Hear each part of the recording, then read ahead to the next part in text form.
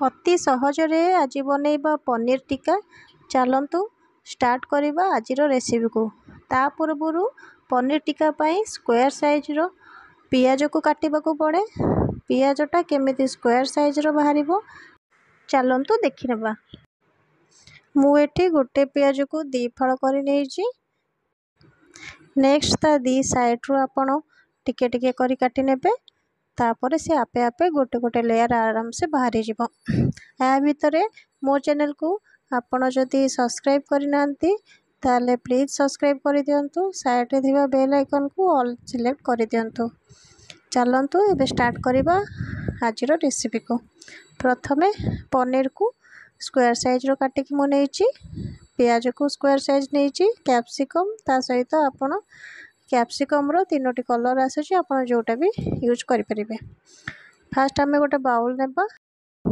एठी सब मसला ऐड कर देबे जोटा कि मु डिस्क्रिप्शन बॉक्स रे आपण को डिटेल्स शेयर करिछि। आपण सेटा चाहिए चेक करि परिबे।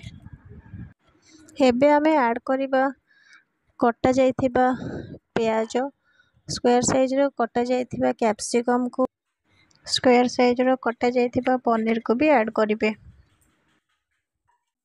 ता सहित कैप्सिकम मो पाखे नथिला येलो कलर रो आपण तार येलो और रेड और ग्रीन कलर आसुची ता कलर भल आसे पे आपण एठी यूज करि परिबे। तापरे अदा रसुण पेस्ट गोटे चम्मच ऐड करिवे। आदेरे आको भल से गोळेई नेबे। एई टाइप रो देखंतु एमती गोळेई नेबे। तापरे ताको मैरिनेट करिवा पई 15 मिनिट आको छाड़िबे।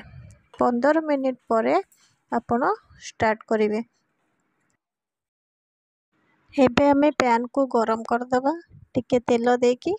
ता भीतर आमे पनीर को स्टिक रे ताको कवरेज करिबा।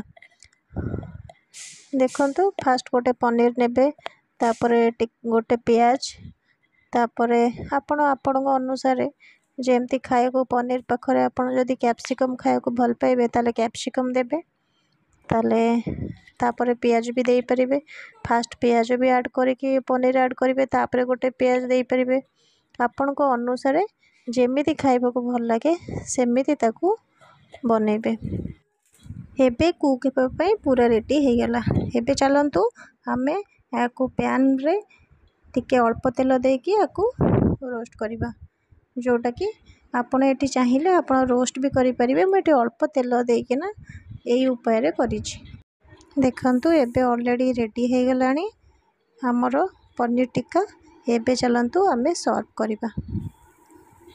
देखंतु केते अल्प तेल रे केते सुंदर बनिछि। आपण एमती थरे बनै देखंतु केते टेस्ट लागिवो। आपण कमेंट सेक्शन रे निश्चिंत जणैबे। जदि वीडियोटी आपण को भल लागु थाए तारे लाइक करबा को जम्मा भी भूलिबेनी।